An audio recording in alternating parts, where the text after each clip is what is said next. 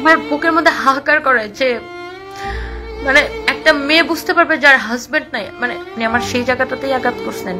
হ্যাঁ, আমার সে পুরোনো ঘাতে আপনি আঘাত করছেন। আমার জামাই মারা যাওয়ার পরে আপনার তো বলছিলেন যে আল্লাহ বিচার করছে, তো ওই জায়গাটা আপনি আঘাত করছেন। আমার হাজবেন্ড যেদিন মারা গেছে বারিশা হক সেদিন ক্যাপশনে লিখেছে আল্লাহ বিচার করেছে। একজন শত্রুও তো এমন লিখতে পারে না, অথচ আমার হাজবেন্ডের মারা যাওয়ার দিন সে লিখেছে আল্লাহ বিচার করেছে। আমার হাজবেন্ড যেদিন মারা গেছে তার লাইভের ক্যাপশনে লিখছে আল্লাহ বিচার করছে। আল্লাহ বিচার করছে মানে কি? আমার হাজবেন্ড মারা গেছে এটা আমাকে আল্লাহ বিচার করছে? হ্যাঁ ভিউয়ার্স, এবার বারিশা হক ও তার স্বামীর এমন কাণ্ডের কথা বলতে গিয়ে রীতিমতো কান্নায় ভেঙে পড়ল টনি। টনি বলে আমার স্বামীর মতো ভালো মানুষ পৃথিবীতে খুব কমই রয়েছে। কেউ বলতে পারবে না আমার স্বামী কখনো কাউকে কষ্ট দিয়েছে বা বাজে কিছু করেছে, কিন্তু আমার হাজবেন্ড কোনোদিন কাউকে খারাপ কথা বলে না, কেউ বলতে পারবে না। শুধু ক্যামেরায় কেন, বাস্তব জীবনেও আমার স্বামী এতটাই ভালো মানুষ, অথচ সেই মানুষটাকে নিয়ে বারিশা হকের স্বামী বাজে পোস্ট দিয়েছিল। পোস্ট দেওয়ার পরেও আমি তাকে কখনোই কিছু বলিনি। এমন একটা বাজে পোস্ট দেওয়ার পরে সে আমার হাজবেন্ডের কাছে একটা সরি পর্যন্ত চায়নি।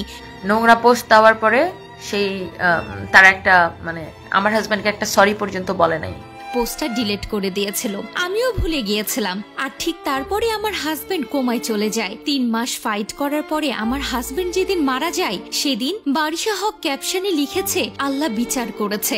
আপনারাই বলুন, একজন শত্রুও কি এমন পারে? আমার হাজবেন্ড মারা গেছে আর সে এমন ক্যাপশন দিয়েছে। এটা কোনো মানুষের কথা হইতে পারে? আমরা তো শত্রুর এরকম চাই না। এইসব কথা বলতে গিয়ে রীতিমতো কান্নায় ভেঙে পড়েন রুবায়েত ফাতেমা তনি। রুবায়েত ফাতেমা তনি বলেন, আপনি আমার কলিজায় আঘাত করেছেন।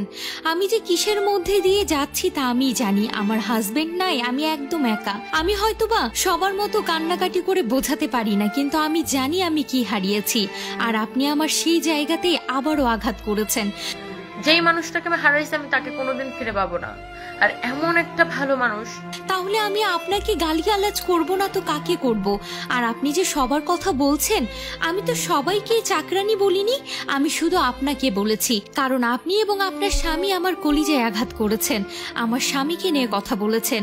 আমি এটাতেই কষ্ট পেয়েছি। আমার স্বামীর মতো ভালো মানুষ হয়ই না, সে কখনোই কারো ক্ষতি করেনি। অথচ আপনার স্বামী আমার স্বামীর কাছে একটা সরি পর্যন্ত চাইনি, বরং আমার স্বামীর মৃত্যুর দিন আপনারা পোস্ট দিয়েছেন আল্লাহ বিচার করেছে। এভাবেই কান্নায় ভেঙে পড়ে বারিশা হক ও তার স্বামীকে নিয়ে কথা বললেন রুবায়েত ফাতেমা তনি। তুমি আমার সাথে টক শোতে পারো নাই দেখা আমার হাজবেন্ড মারা গেছে আর এটা আল্লাহ বিচার করছে।